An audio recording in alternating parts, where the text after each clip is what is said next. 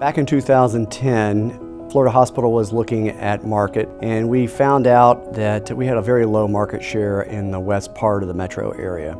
It just so happened about the same time there was a small independent hospital out there called Health Central that had decided it was time that they join up with a bigger system. At the end of the day, Health Central chose Orlando Health to partner with, but Lars said, you know what, this could be divine providence here. Go and find me a place in the West Orange market. We started looking at the scenarios and the different populations and demographics out in the market, and Winter Garden just seemed to be a great spot. We went and met with the city manager and said, you know, we would like to build a hospital here on Site 7. He said, there's no way that's going to happen. That site is zoned for apartment buildings. The neighbors there are highly organized. They will fight you tooth and nail. We can't support you in any way putting a hospital there. Well, I've worked with Florida Hospital since 1988. I've worked on many different campuses. I've worked on all of the Florida Hospital campuses. And in each case, we've dealt with communities. Winter Garden was no exception. Everybody in the community wanted the hospital in their community. They just didn't want it in their backyard. The moment we announced where we were purchasing land, obviously there was a group of neighbors that were very concerned about having this large building right outside their window. We finally got through the land issue, and then the real challenge was going to be how tall was the hospital going to be, or what would we request for the maximum height. We knew that we needed something in the range of 7 to 9 stories to do that right. And they had a max of 3 stories allowed in that area. We went in with 9 stories thinking, you know, maybe we can get away with 7, but let's at least throw 9. And we even took out hot air balloons and floated them up to the max height and allowed the community to come and see what it would feel like to have something that tall in their area. Our first meeting was actually in the City Hall. We made our presentation, and there were 100 people there, and we were literally booed during the meeting. They didn't want us there, they didn't like us, and they said, well, we don't want the noise of your loud helicopters, we don't want to hear the noise of your ambulances, we don't want a lot of traffic, you know, we want someone there that's not going to have any of that. They need to understand empirically what it means to have Florida Hospital in the community. But one of the things we pride ourselves on is how we make people feel. Part of that is listening, and then acting upon what we learned.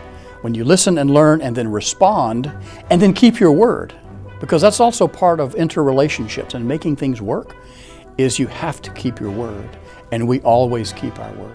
What we decided early on was, you know, let's listen to the community's concerns, what are their legitimate complaints, and let's address them one by one. So we started listening to all of their issues, and we met with them and told them how we would mitigate their concerns. So with the helicopters, they were concerned that the helicopters were going to be flying in nonstop all hours of the day. They thought us as administrators and executives were going to be flying in and out, and we said, no, that's not how our helicopter system works. Everyone's like, yeah, well, if my mom or dad or my daughter or sister or whatever gets ill, I'd love the helicopter to be here. But really, I don't want to hear it or see it for any other reason. It's like, well, there are the people in this community that are going to need, you know, life-threatening care immediately. We actually took them to our Orlando campus, and we measured the exact distance from the helipad to the nearest neighbor. We took a group of community and city officials, had them stand there, and we had the helicopter take off and land and turn so they could sense and feel what it would be like to have a helicopter coming into that location. They were also very concerned on how the building was going to look, and so we showed them pictures of our other hospitals and said, this is what we build, and we want to build something similar here, and they saw the quality of what we built elsewhere. They became more and more comfortable.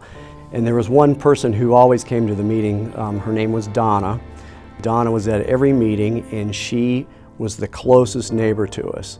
And so if anybody was impacted, she was impacted. She was our most skeptical neighbor in the beginning and one of the most ardent opposition to us. But over time, we were able to win Donna's trust. And actually, Donna was at the grand opening event and was all smiles and shaking everyone's hands and thanking us for building such a nice building. And said she was looking forward to being our neighbor and all that. So that was a great testament that she was there. We work closely with the city manager, Mike Bullhofer, and his staff. We work closely with the district commissioner, Colin Sharman, and with the mayor and other commissioners as well. They did not need much education on who Florida Hospital was because our reputation preceded us. One of the most memorable parts of the entire project was really that small group that got together to take the vision and really begin to implement it. And it began to dawn on us that what we needed to do was just not mess this up. That someone bigger than us was guiding us and directing us, and what we needed to do was just stay out of the way of the miracle, because the miracle of Winter Garden was going to happen. We probably had 25 people speak for us, including Donna and including many others who opposed us in the beginning.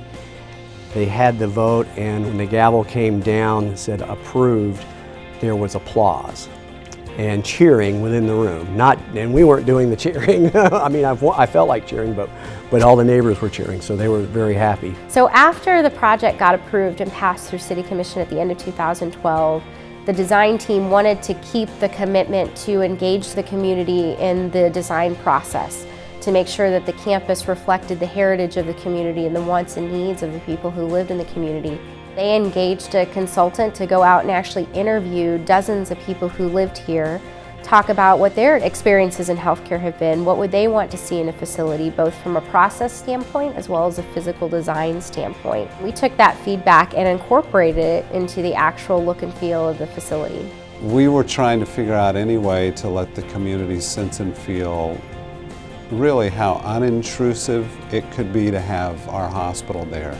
So at the end of the day, the community really began to rally around what we were doing. And some of the challenges that we had to work through were really the things that began to endear the community to us, because they saw our willingness to be sensitive to their quality of life while we bring healthcare into their community. So we pulled together a group in the fall of 2014 that included residents, people who literally are our neighbors and live across the street from us, business owners, people whose families have lived here for generations, people who are part of organizations that are influential not only in West Orange but in Central Florida. And we started to take them plans for the campus. They have become not only an advisory panel for us but also advocates for us in the community. One of the things that we took to our Community Advisory Council was some of these significant milestone events, and we wanted to get their input on what would be meaningful to them or meaningful to the community. And so they gave us the suggestion with our topping out ceremony, that's the final beam that's going in place for the whole building. They suggested we take that beam and have it travel throughout the community so people could sign it and leave their mark on the campus. So we had the beam traveled across the street to the Winter Garden Village Shopping Center. It went to a West Orange Chamber of Commerce event. It even went to the City of Winter Garden City Hall for a day, and we had literally hundreds of signatures on the beam. And that was what we hoisted and was there topping out the building on that monumental day. One of the neat parts of this whole story is that many of our employees at this facility are members of the local community, and now they in turn get to care for their neighbors and their friends and their family right there close to home. What a tremendous expression of what it means to extend the healing ministry of Christ.